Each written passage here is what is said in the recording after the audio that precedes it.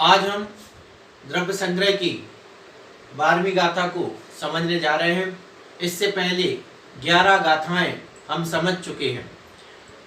जीव के जो विशेष 9 गुण हैं, उन 9 गुणों का वर्णन चल रहा है, जिनमें हमने जीव के जीवत्व, फिर उपयोगमयी, अमूर्तिक, कर्तापना उसका, ये अपन ने सब देखा था। भोक्तृत्व गुण उसका देखा, उसके जो आत्मा शरीर प्रमाण होता है, यह गुण कैसे पाया जाता है, इसके बारे में विचार किया था। और 11वीं गाथा में हमने देखा था कि यह जीव संसारी है। जो संसारी गुण है, दूसरी नंबर गाथा में कहा गया था संसारो, तो वह संसारी गुण, उसी का वर्णन 11वीं गाथा में उड़वी जलते वायु करके किया गया था कि स्थावर और त्रस 2 प्रकार के जो जीव हैं, ये संसारी जीव हैं, और शेष जीव भी संसारी हैं, और तरीके से भी संसारी जीवों को जाना जा सकता है।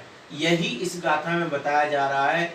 मुख्य रूप से 14 जीव समास के बारे, मतलब 14 जीव समास के माध्यम से भी हम इन संसारी जीवों को समझ सकते हैं। तो जो 1 इंद्रिय से 5 इंद्रिय तक के जीव बताए थे, उन्हीं जीवों को और विशेष रूप से जानने के लिए इन समास के माध्यम का प्रयोग यहाँ पर किया जा रहा है। सबसे पहले गाथा देखते हैं। समणा समणा अमणा ड़ेया पंचेन्द्रिय ऋम्मणा परे सव्वे बादर सुहुमे इंदी सव्वे पज्जत इदराय। समणा अमणा ड़ेया पंचेन्द्रिय ऋम्मणा परे सव्वे बादर सुहुमे इंदी सव्वे पज्जत इदराय। अब हम इसके जो शब्द हैं, उन शब्दों के अर्थ देखते हैं। सामणा, मन, मन, मन, जैसे राजस्थान में खाना को खाना खाना बोला जाता है, ऐसी प्राकृत बहुत सरल है कि मन, समण मतलब मन सहित, तो समणा का मतलब हो गया मन सहित। अमणा यानी मन से रहित, तो मन रहित। फिर ड़ेया यानी जानना चाहिए, ड़ेया जानना चाहिए। किसको मन सहित और मन रहित जानना चाहिए? पंचेंद्रिय यानी पंचेंद्रिय जीवों को, पंचेंद्रिय जीवों को। तो पंचेंद्रिय जीवों को मन सहित और मन रहित जानना चाहिए। बहुत सरल है। पंचेंद्रिय जीवों को समणा अमणा ड़ेया मन सहित और मन रहित जानना चाहिए।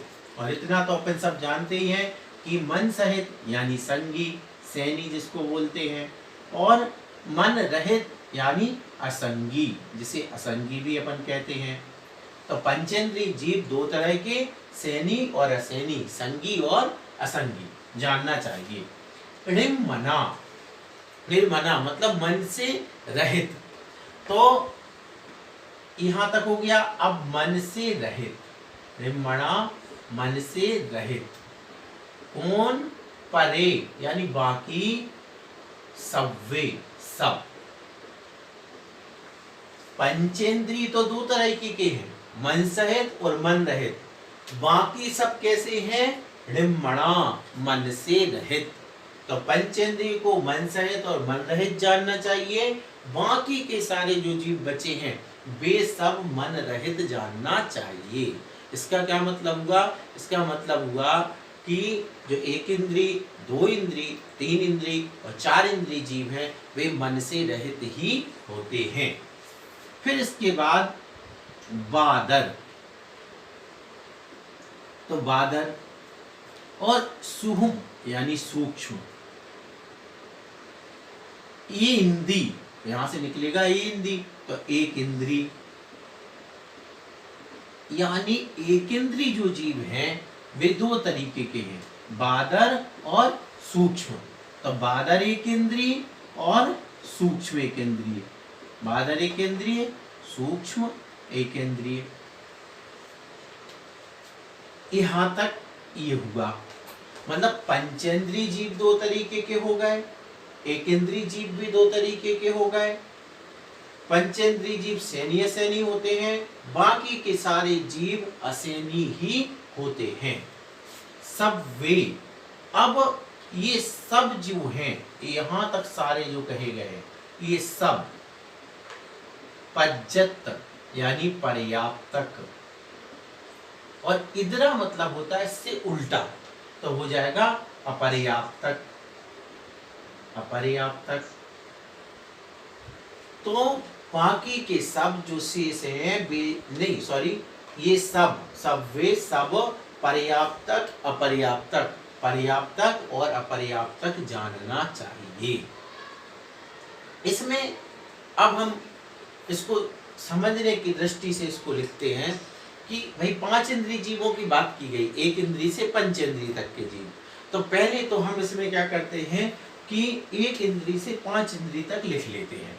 सबसे पहले जैसे अपन ने लिखा कि यहाँ पे मान के चलो एक इंद्रिय जीव हो गया, फिर दो इंद्रिय जीव हो गया, तीन इंद्रिय जीव हो गया, चार इंद्रिय जीव हो गया और पांच इंद्रिय जीव हो गया। अब इसके बाद एक इंद्रिय में इन्होंने क्या किया, एक इंद्रिय के दो भेद किए, कौन कौन से, बादर और दूसरा किया कौन सा, सूक्ष्म। तो अपन ने लिख दिया बादर और सूक्ष्म। तो बादर एक इंद्रिय और सूक्ष्म एक इंद्रिय। फिर इसके बाद इसी तरीके से पंचेंद्रिय में दो भेद किए थे, कौन कौन से, पंचेंद्रिय में संगी पंचेंद्रिय, संगी पंचेंद्रिय और असंगी पंचेंद्रिय, असंगी पंचेंद्रिय। और क्या हुआ था, अब इसमें इन्होंने क्या कहा था, ये तो हो गया यहां तक। अब अपन को इसमें देखना है सब वे, ये सब जितने भी हैं ये कैसे हैं, पर्याप्तक अपर्याप्तक है। तो ये सब कैसे हैं, पर्याप्तक भी है और अपर्याप्तक भी है। तो बादर एक इंद्रिय है ना, अब बादर एक इंद्रिय क्या हो गया, पर्याप्तक भी हो गया और अपर्याप्तक भी हो गया। बादर इंद्रिय एक इंद्रिय पर्याप्तक भी हो गया और बादर एक इंद्रिय अपर्याप्तक भी हो गया। इसी प्रकार से सूक्ष्म एक इंद्रिय पर्याप्तक भी हो गया और अपर्याप्तक भी हो गया। हाँ सही हो गया, अपर्याप्तक भी हो गया। क्या मतलब हुआ कि बादर एक इंद्रिय पर्याप्तक और बादर एक इंद्रिय अपर्याप्तक, सूक्ष्म एक इंद्रिय पर्याप्तक और सूक्ष्म एक इंद्रिय अपर्याप्तक। अब आया दो इंद्रिय जीव, तो दो इंद्रिय जीव कैसा है, दो इंद्रिय जीव पर्याप्तक और अपर्याप्तक। फिर तीन इंद्रिय जीव भी क्या हो गया, पर्याप्तक और अपर्याप्तक। इसके बाद चार इंद्रिय जीव भी क्या है, पर्याप्तक और अपर्याप्तक, अपर्याप्तक। फिर इसके बाद पंचेंद्रिय के दो भेद हो गए थे, तो संगी पंचेंद्रिय पर्याप्तक और संगी पंचेंद्रिय अपर्याप्तक। इसी प्रकार से असंगी पंचेंद्रिय पर्याप्तक और असंगी पंचेंद्रिय अपर्याप्तक। ये कैसे लगा, इसको वापस से एक बार देख लेते हैं। देख लें कि सबसे पहले समणा अमणाड़िया मन सहित और मन रहित कौन, पंचेंद्रिय। तो ये अपन ने लिखा संगी पंचेंद्रिय असंगी पंचेंद्रिय। फिर ऋमणा परे सभ्य, बाकी की इसको संगी पंचेंद्रिय छोड़ के सब निर्भर, इससे ज्यादा कोई बात नहीं है। फिर इसके बाद बादर सोम इंद्री, एक इंद्री जो जीव है वे बादर और सूक्ष्म है, तो हमने लिखा था बादर और सूक्ष्म एक इंद्री। इसके साथ कहा गया कि ये सब जितने भी ये हैं ये सब क्या हैं, पर्याप्तक हैं और अपर्याप्तक हैं। तो ये सब इनके साथ अपन ने पर्याप्तक और अपर्याप्तक का भेद कर दिया। अब अपनी काउंटिंग संख्या कितनी होती है तो यहाँ से देखते हैं, जैसे एक बादर एक इंद्री पर्याप्तक और बादर एक इंद्री अपर्याप्तक, तो 2 हो गया। फिर सूक्ष्म इंद्री एक इंद्रिय पर्याप्तक 3, सूक्ष्म एक इंद्री अपर्याप्तक 4, फिर 2 इंद्री पर्याप्तक 5, 2 इंद्री अपर्याप्तक 6, 3 इंद्री पर्याप्तक 7 और 3 इंद्री अपर्याप्तक 8, 4 इंद्री पर्याप्तक 9 और 4 इंद्री अपर्याप्तक 10, फिर संगी पंचेंद्री पर्याप्तक 11 और संगी पंचेंद्री अपर्याप्तक 12 और असंगी पंचेंद्री पर्याप्तक 13 और असंगी पंचेंद्री पर्याप्तक 14। इन 14 को क्या कहा गया, जीव समास। तो जीव समास कितने हो गए, 14। इस प्रकार से ये 14 जीव समास होते हैं। जीव समास का अर्थ है कि जहां हम इन संसारी जीवों को देखते हैं, तो संसारी जीवों को जानने का एक माध्यम यह जीव समास भी है, जिसके माध्यम से हम जीवों को जान सकते हैं। या परिभाषा के रूप में कहें तो अपन कह सकते हैं जिसके द्वारा अनेक प्रकार के जीव के भेद जाने जाते हैं उसे जीव समास कहते हैं। इस प्रकार से इस गाथा का अर्थ हुआ कि समणा अमराड़िया पंचेंदी, पंचेंदी जीवों को मन सहित यानी संगी और अमणा यानी मन रहित असंगी जानना चाहिए। ऋम्मणा परे सब पे, बाकी के सब मन रहित यानी असंगी ही होते हैं। एक इंद्री जीव बादर और सूक्ष्म के भेद लिए हैं और बाकी यहाँ तक जितने भी ये सब बताए हैं यानी एक इंद्री से पंचेंद्री तक वे सब पज्जत और इदराय पर्याप्तक और अपर्याप्तक होते हैं। इनमें से ऐसा कौन सा शब्द है जो नहीं समझते हम? समणा जानते हैं, संगी असंगी जानते हैं, पंचेंद्री का मतलब जानते हैं, मन रहित का मतलब जानते हैं। अब आते हैं अपन बादर और सूक्ष्म पर। तो ये बादर और सूक्ष्म क्या चीज है ये अपन को यहाँ पर देखना है। तो कौन सबसे पहले तो बादर और सूक्ष्म भेद किसमें किया गया है? एक इंद्री में। बादर और सूक्ष्म किसमें किया गया? एक इंद्री में। कैसे किया गया? ये बादर एक इंद्री है और ये सूक्ष्म एक इंद्री है, ये 2 भेद हैं।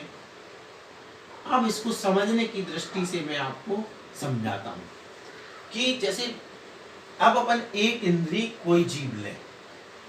एक इंद्री जीव पृथ्वी कायक, जल कायक, अग्नि कायक, वायु कायक, वनस्पति कायक के 5 स्थावर होते हैं, अपन को पता है। उनमें से मान के चलो हमने एक पौधा लिया वनस्पति कायक, अब वो एक इंद्री है और उस पौधे को हम लाते हैं और उस पौधे को मान के चलो यहाँ लाएंगे और इस दीवार के पास उस साइड ले जाना है, तो क्या वो यहाँ से चला जाएगा? नहीं जा पाएगा। वो यहाँ क्या हो जाएगा? दीवार से रुक जाएगा। बस इसी का नाम है बादर, यानी स्थूल है वो दूसरे से रुक भी जाता है और दूसरे को रोक भी देता है। अब मान लो यहाँ पे जैसे पौधा है और पौधे के सामने जो चीज आएगी तो वो रुक जाएगी, तो इसने दूसरे को भी रोक दिया और दीवार के साइड पौधा जा रहा, दीवार से पौधा भी रुक गया। तो जो स्वयं भी बाधित होता है और दूसरे को बाधा भी पहुंचा सकता है वह कहलाता है बादर, यानी स्थूल। स्थूल से समझना, स्थूल मतलब बड़ा का मतलब ये नहीं कि बहुत बड़ा, यहाँ पर इसकी अपेक्षा बड़ा, सूक्ष्म की अपेक्षा बड़ा। तो वह जो दूसरे द्रव्यों से बाधा को स्वयं भी प्राप्त हो सकता है और दूसरे को भी बाधा पहुंचाता है, वह बादर एकेंद्री कहलाता है। सूक्ष्म एकेंद्री में क्या है? ऐसे जीव हैं एक इंद्री जो जीव हमें दिखाई नहीं देते हैं। वे जीव हैं ऐसे इतने सूक्ष्म हैं कि जैसे ये दीवार है, इस दीवार से वे रुकते नहीं हैं, वे यहाँ से निकल रहे हैं और दीवार के आर पार हो रहे, ना हमें दिखाई दे रहे, ना उनके बीच में ये अड़चन बनती दीवार उनका रास्ता नहीं रोक सकती है। इनको कहते हैं सूक्ष्म एक इंद्रिय जीव। हमारे शरीर के आर पार होते जा रहे हैं, दीवारों के, पहाड़ों, सब जगह सूक्ष्म एक इंद्रिय जीव भरे हुए हैं। उनको किसी भी प्रकार की अपन से बाधा नहीं होती, किसी दीवार चट्टान आदि से किसी से भी बाधा नहीं होती है, और वे किसी दूसरे को भी बाधा नहीं पहुंचाते। जैसे मान को ऐसा नहीं है कि अब इस दीवार में से कोई जीव जा रहे सूक्ष्म, तो इस दीवार को कोई दिक्कत नहीं है, निकलते जा रहे हैं, असंख्य जीव निकल रहे हैं, लेकिन इसको कोई दिक्कत नहीं है, किसी प्रकार की बाधा नहीं है। तो ये बादर और सूक्ष्म का अंतर है। तो इस प्रकार से ये बादर और सूक्ष्म एक इंद्रिय हो गया। अब अपने सामने आया ये पर्याप्तक और अपर्याप्तक शब्द, कि मतलब ये सब पर्याप्तक भी होते हैं और अपर्याप्तक भी होते हैं। अब पर्याप्तक और अपर्याप्तक में ये जो पर्याप्तक शब्द बना है, ये पर्याप्ति से बना है। किससे बना ये शब्द पर्याप्तक? पर्याप्ति। ये अपना लिखा अपन ने पर्याप्ति। अब ये पर्याप्ति क्या है? बिल्कुल शॉर्ट में कहें तो एक शक्ति का नाम पर्याप्ति है। क्या शक्ति? अब अपने शरीर, अभी इसको बताते हैं। तो ये पर्याप्ति से पर्याप्तक बन गया। अब हाँ, इसी को देख ले पहले। तो पर्याप्ति क्या है? जैसे कोई जीव है, दूसरी पर्याय से आया है, नए स्थान पर आया है, अब उसका जन्म होना है, उसके लिए शरीर सब कुछ होना है, तो वो आ गया। अब वह अपने शरीर को बनाने के लिए पुद्गलों को ग्रहण करने की जो शक्ति रखता है, उसका नाम पर्याप्ति है। क्या मतलब हुआ? अपने शरीर को बनाने के लिए योग्य पुद्गलों को ग्रहण करने की शक्ति का नाम पर्याप्ति है। फिर से देखें, अपने शरीर को बनाने के लिए योग्य पुद्गल वर्गणाओं को ग्रहण करने की शक्ति का नाम पर्याप्ति है। सिर्फ जीव आया है, अब इस जीव के लिए किसकी जरूरत है? शरीर की जरूरत है। अब इस शरीर के लिए उसको क्या करना पड़ेगा? पूरे इसके पहले तो शक्ति चाहिए। जैसे मान को यहाँ उसकी ये जीव है, इसके सब जगह वर्गणाएं भरी पड़ी हैं, जो वर्गणाएं क्या होती है? शरीर रूप में बदल जाएगी। तो उन वर्गणाओं को ग्रहण करने की उसके अंदर जो शक्ति है, उस शक्ति को ही पर्याप्ति कहते हैं। तो जिस शक्ति से ये जीव जो वर्गणाएं हैं, पुद्गल वर्गणाएं, उन वर्गणाओं को ग्रहण कर लेता है, जिन वर्गणाओं से उसके शरीर की रचना होनी है, उसको पर्याप्ति कहते हैं। अब इस पर्याप्ति से पर्याप्तक बना, तो जो ग्रहण कर लेता है वो पर्याप्तक हो जाता है, और जो ग्रहण नहीं कर पाता है, मतलब जीव तो आ गया और जीव यहाँ आया और वो अपने शरीर के योग्य वर्गणाओं को ग्रहण नहीं कर पाया, उसके पहले ही वह एक्सपायर हो गया, वहां से चल बसा। तो ये क्या हो गया? ऐसा जीव कहलाता है अपर्याप्तक। या दूसरे तरीके से, जब तक उसने, जैसे जीव आ गया, यहाँ आ गया, जब तक उसने पुद्गल वर्गणाओं को ग्रहण नहीं किया, तब तक वो अपर्याप्तक है। और जब उसने पुद्गल वर्गणाओं को अपने शरीर की लायक पुद्गल वर्गणाएं ग्रहण कर ली, तो वो पर्याप्तक हो गया। तो इस प्रकार से 6 पर्याप्तियां होती हैं। 6 पर्याप्तियों में आहार पहले नंबर पे है, आहार पर्याप्ति। दूसरे नंबर पर शरीर, तीसरे नंबर पर है पहले नंबर पे आहार, दूसरे नंबर पर शरीर, तीसरे नंबर पर इंद्रिय पर्याप्ति, इंद्रिय। फिर श्वासोच्छ्वास, श्वासोच्छ्वास, भाषा और मन, ये 6 पर्याप्तियां हैं। तो पर्याप्तक बनने के लिए सिर्फ ये 2 जरूरी है। मतलब जैसे उसने शरीर की योग्य वर्गणाओं को ग्रहण कर लिया, वह क्या हो जाएगा? फिर वो पर्याप्तक कहलाएगा।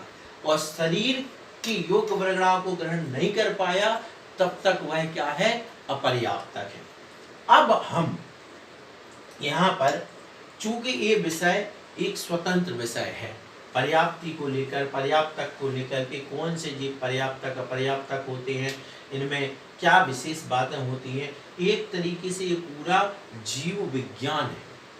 और ये जैन साइंस ये बहुत इंटरेस्टिंग है। इसमें क्या होता है, जैसे मान के चलो आहार पर्याप्ति है, तो आहार पर्याप्ति में उसकी क्या शक्ति होती है, जिस शक्ति के कारण वह कार्बन वर्गणाओं को ग्रहण करे और फिर उनको खल और रस भाग में उनको परिणत कर ले।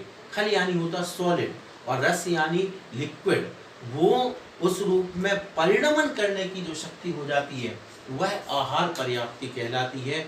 इसको उदाहरण इत्यादि के माध्यम से मैं सोच रहा हूँ कि इसको अलग से ही एक पर्याप्ति को लेकर के, पर्याप्ति चैप्टर लेकर के, और इसका अलग ही आपके सामने वीडियो दे दिया जाएगा, जिससे आप पर्याप्तक अपर्याप्तक 6 पर्याप्तियों इनके बारे में अच्छी तरीके से समझ सकेंगे।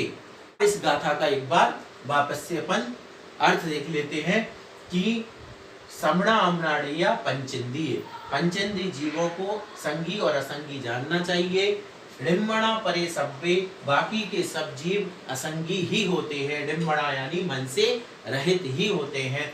बादर सूक्ष्म इंद्रिय, एक इंद्रिय जीव बादर और सूक्ष्म के भेद लिए हुए हैं, यानी बादर एक इंद्रिय और सूक्ष्म एक इंद्रिय। और सभी ये जो जीव हैं एक इंद्रिय से पंचेंद्रिय तक, ये पर्याप्तक भी होते हैं और अपर्याप्तक भी होते हैं। अब कैसे पर्याप्तक हो जाते हैं, कैसे अपर्याप्तक हो जाते हैं, जिनकी शरीर पर्याप्ति पूर्ण हो जाती है, मतलब आहार और शरीर पर्याप्ति पूर्ण हो जाती है, वे पर्याप्तक कहलाते हैं। और जिनकी मान के चलो जिन्होंने शुरुआत करी और शरीर पर्याप्ति पूर्ण नहीं हो पाई, वे तब तक वे अपर्याप्तक कहलाते हैं और इसके पहले उनका मरण भी हो सकता है। तो ये जो विशेष बात है, इसको हम अगले वीडियो में, अगले वीडियो का मतलब अलग से वीडियो में, पर्याप्ति नाम के वीडियो में इसको समझने का और समझाने का प्रयास